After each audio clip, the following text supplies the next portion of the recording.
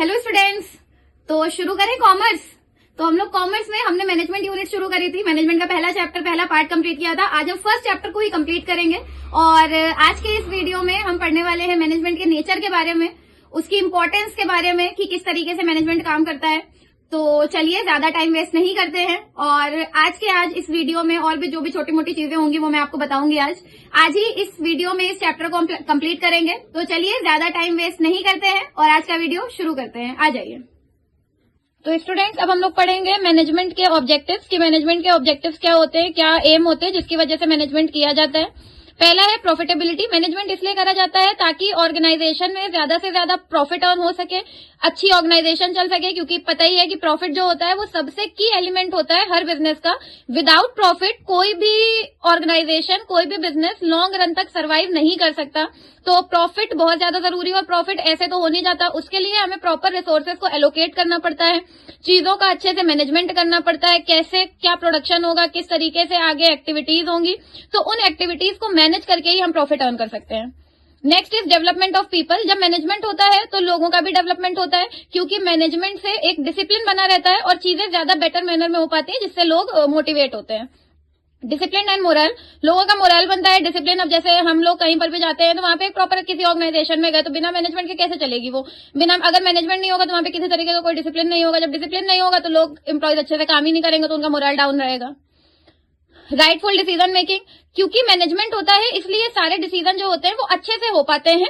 और डिसीजन लेने के लिए मैनेजमेंट होना, क्योंकि पहले प्लानिंग करनी पड़ती है, फिर ऑर्गेनाइजिंग होती है, कोऑर्डिनेशन, बहुत सारी एक्टिविटीज इन्वॉल्व होती है, तब जाके आप एक कोई छोटा सा डिसीजन ले पाते हैं, क्योंकि वो ऑर्गेनाइजेशन से रिलेटेड है। एक गलत डिसीजन बहुत बड़ा लॉस ला सकता है।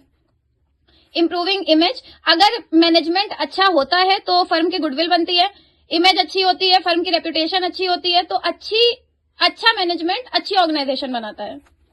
Quality goods at fair prices, इसके लिए भी हमें मैनेजमेंट करना पड़ता है। अगर हम चाहते हैं कि लोगों को अच्छे गुड्स मिले, अच्छे रेट पे, सही रेट पे मिले, ना फर्म को नुकसान हो ना लोगों को नुकसान हो, तो इसके लिए मैनेजमेंट जरूरी है। ये तो हो गए इसके ऑब्जेक्टिव्स। अब देखते हैं इसकी इंपॉर्टेंस क्या है। पहला है अचीवमेंट ऑफ ग्रुप ऑब्जेक्टिव्स। सबसे पहले, क्योंकि मैनेजमेंट एक ग्रुप एक्टिविटी है इसलिए ग्रुप ऑब्जेक्टिव अचीव करने होते हैं। तो अगर एक इंसान अकेले कर सकता है कोई भी ऑब्जेक्टिव अचीव, लेकिन अगर हमें काम ग्रुप में करना है तो उसके लिए प्रॉपर चीजें मैनेज करनी पड़ती है ताकि कोई कॉन्फ्लिक्ट ना आए और चीजें सही से हो सके।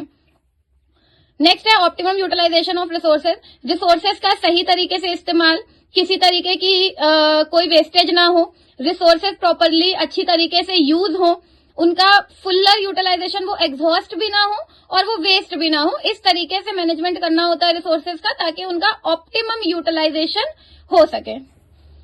नेक्स्ट है मिनिमाइजेशन ऑफ कॉस्ट। कॉस्ट जितनी ज्यादा कम आएगी आपका मैनेजमेंट उतना ज्यादा ग्रो करेगा, क्योंकि जब कॉस्ट कम आएगी तो प्रॉफिट ज्यादा होगा, जब प्रॉफिट ज्यादा होगा तो ऑर्गेनाइजेशन अच्छी चलेगी। तो मिनिमाइज, अगर मैनेजमेंट आप अच्छा करेंगे तो आपकी कॉस्ट कम आएगी। सर्वाइवल एंड ग्रोथ, सर्वाइवल किसी भी मैनेजमेंट, किसी भी बिजनेस ऑर्गेनाइजेशन के लिए मैनेजमेंट बहुत जरूरी है। अगर आप बिजनेस को आगे एक्सपेंड करना चाहते हैं, आप चाहते हैं आपका बिजनेस बहुत अच्छे से चले, तो ये इंपॉर्टेंट है कि आपको मैनेजमेंट अच्छा करना पड़ेगा। हायर स्टैंडर्ड ऑफ लिविंग, लोगों का लिविंग स्टैंडर्ड इंप्रूव करता है मैनेजमेंट। जब चीजें मैनेज होकर होती हैं तो वो ज्यादा बेहतर तरीके से होती हैं। इसीलिए आजकल मैनेजमेंट के कोर्सेज चलने लगे हैं। इसीलिए लोग कोई बड़ा फंक्शन करते हैं तो इवेंट मैनेजमेंट वाली पूरी कंपनी से लोग काम करवाते हैं, कॉन्ट्रैक्ट पे काम करवाते हैं, क्योंकि वो अच्छा काम करके देते हैं। जनरेशन ऑफ एम्प्लॉयमेंट, एक एम्प्लॉयमेंट का भी सोर्स है, क्योंकि जब मैनेजमेंट होता है तो उसमें लोगों की जरूरत होती है, मैनेजर बनते हैं, डायरेक्टर, बहुत सारे लोग बनते हैं, तो जिससे एम्प्लॉयमेंट जनरेट होता है। तो ये तो हो गई इंपॉर्टेंस और ये हो गए मैनेजमेंट के ऑब्जेक्टिव्स। अब देखते हैं कि लेवल ऑफ मैनेजमेंट क्या होता है। लेवल ऑफ मैनेजमेंट का मतलब है कि मैनेजमेंट में कौन कौन से लोग होते हैं, किस तरीके से मैनेजमेंट काम करता है। तो सबसे पहले 3 चेन है, एक होता है टॉप मैनेजमेंट, एक होता है मिडिल और एक होता है सुपरवाइजरी, जिसको हम लोग लोअर मैनेजमेंट भी बोलते हैं। तो टॉप मैनेजमेंट में कौन आता है? टॉप मैनेजमेंट में आते हैं बोर्ड ऑफ डायरेक्टर्स, यानी कि ओनर्स, जो मेन होते हैं, जो कंपनी के, फर्म के मालिक हैं, वो आते हैं। उसके बाद आते हैं चीफ एग्जीक्यूटिव, जो फर्म को रन कराते हैं अच्छे से।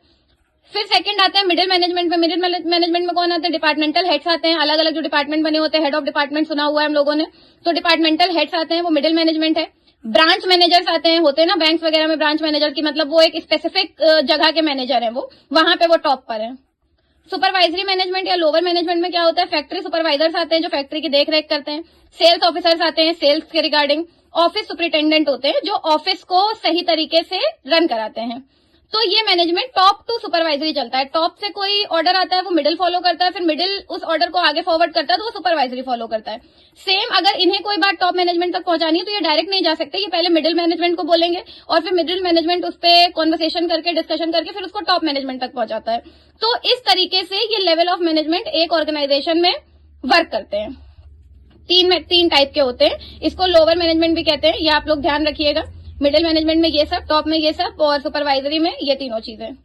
तो ये हो गया आपका लेवल ऑफ मैनेजमेंट। तो स्टूडेंट्स, ये था आज का टॉपिक और आज आपकी मैनेजमेंट की पूरी यूनिट में जो फर्स्ट चैप्टर था वो कंप्लीट होता है और आई होप आपको अच्छे से समझ आया होगा, चीजें क्लियर हुई होंगी। अगर आपको कहीं पे भी कोई भी डाउट आता है थ्योरी में या किसी भी चीज में तो मुझे कमेंट सेक्शन में जरूर बताइएगा।